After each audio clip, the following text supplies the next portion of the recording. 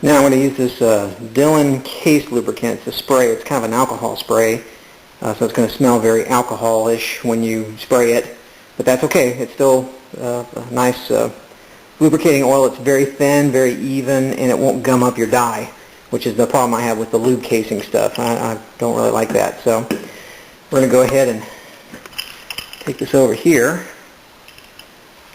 and we're just going to spray it across like that on one side, and then on the other. It'll focus.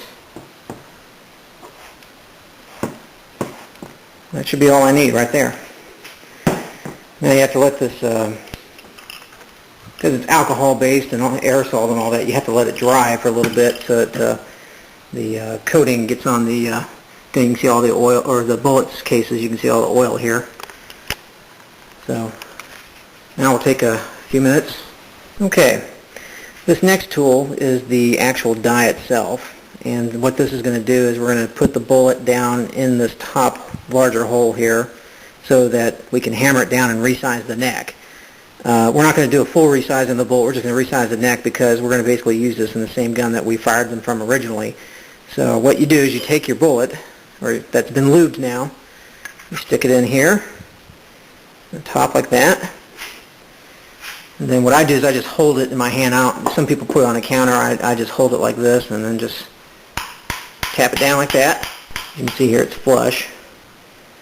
And then once you've done that, you basically resize the neck and done everything you need. Then you get this punch here to knock it out. And then I usually just grab it in my hand like this and put a pinky finger down here so I can catch it at bullet as it comes out. There you go. And that's it. We've resized the neck, and then what I do is once I'm done, I put it in this plastic cup or some other place so I know that I don't have to do it again. So we'll start that process over.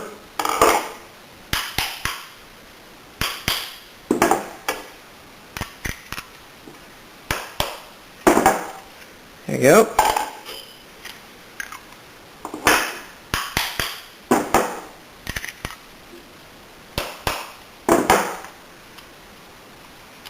Go. Let me show you why you got to resize these necks, because if you skip that step, you're going to be in big trouble. If you don't do that, when you're going to tap this bullet down, if you don't resize that neck, that bullet's going to slide right down into your cartridge, and it's going to be useless. Whereas one that's been resized, it's not going to slide down. In fact, you're going to have to kind of squeeze it down, and then it's going to be something where you're going to have to tap it down back into the bullet, but it's going to be seated properly, whereas with something like this, it's just going to slip down in there and it's going to be useless. So I wanted to show you why that's a step you don't want to miss, because I've missed it before, and I got to the point where I had primers and powder and all that stuff in here, and all of a sudden the bullet's falling in there because I didn't resize it. And you basically have to start all over again, and it's very difficult to fix something like that. So anyway, all right, here's the last one. Pop it out.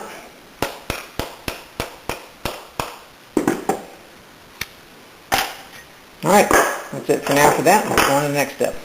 Now, normally at this point I would be using the kit to put the primer in, but I don't like using that. I prefer to use Lee's Auto Prime. It's, I think it's a lot safer, it's a lot easier, and it makes me feel a lot more comfortable, and that's all that matters really. So from here on out, for safety reasons, I'm going to be wearing these because you don't want one of these primers cooking off in your face. We'll put that on. Now, this auto primer shell set does not come with the right size shell case that you need to put in here for the 7.62x54R. You have to go buy a separate one, which is a number 16 if you're using Lee. There you can see it, number 16. You have to use these shell holders because they're unique for each bullet that you use to put the primers in. So let's go ahead and get that ready. What you have to do is, I have one from another project here, so what I'm going to do is take apart the primer case, take this shell holder out, I'm going to put it in here, put this number 16 in, and if you want to check it, take one of your cartridges just to make sure that it fits, and as you can see it does.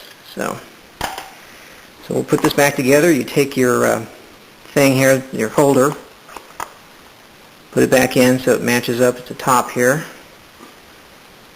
and then carefully put this thing back in. And you know it's working because when you push up, you'll see that little plunger move up. That's what's going to push your primer into these cartridges. And it's a lot safer, I think, than hammering it down with the kit, which I don't like doing. When you're doing these projects, you have to use large rifle primers for 7.62 by 54R. And I prefer to use CCI, and they come at 100 a pack. So what we're going to do is to open we're going to put them in this case top here, which is explosive resistant, so it'll protect your face, but I still wear goggles anyway. But in any event, you push this tab down so that you can rotate this shell tray off. Take it off like that. Now, they say you don't want to touch the primers because you don't want your oils or anything on your hands to get on these, so what I'm going to do is slowly open these out so that just 20 up here, because that's all I'm doing tonight, it's just 20 shells. I'm going to take them, pour them like that. Now, these primers, you want the yellow sides up, so carefully with your finger, twist them over so that they are all right side up. Because you want the flat side on the bottom, because that's what the pin's going to hit. So you put your case back on, make sure that this open space is here so that the primers can get out. There we go.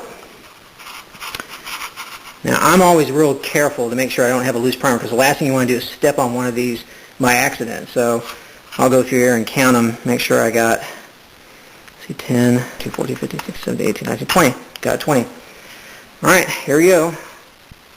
Take your cartridge, push it in like that, make sure it's all the way back.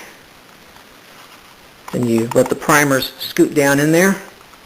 Then you push up with your thumb and carefully squeeze it in. And you keep pushing until it feels like it won't go any further. You just do it gently. Now, if you didn't push it in far enough, you'll know because you won't be able to slide it out very easily. So just leave it where it is, push in a little harder, and then slip it out, and there you go. There's the first one. Actually, that one isn't in deep enough. I'm going to push it in just a little more. There we go. So we're done on that one. Let's go to the next one. You can see the primers at the top there. Squeeze, make sure it's in tight, and slip it out. Go to the next one. Just a quick tip. When you're putting these primers in, once you press down and get the primer into the shell, hold the thing in place so that you can slide it out and make sure not another primer slips in, because what can happen is if you're putting one in and you release all the way down and then try to push another one in, you could double prime this by accident.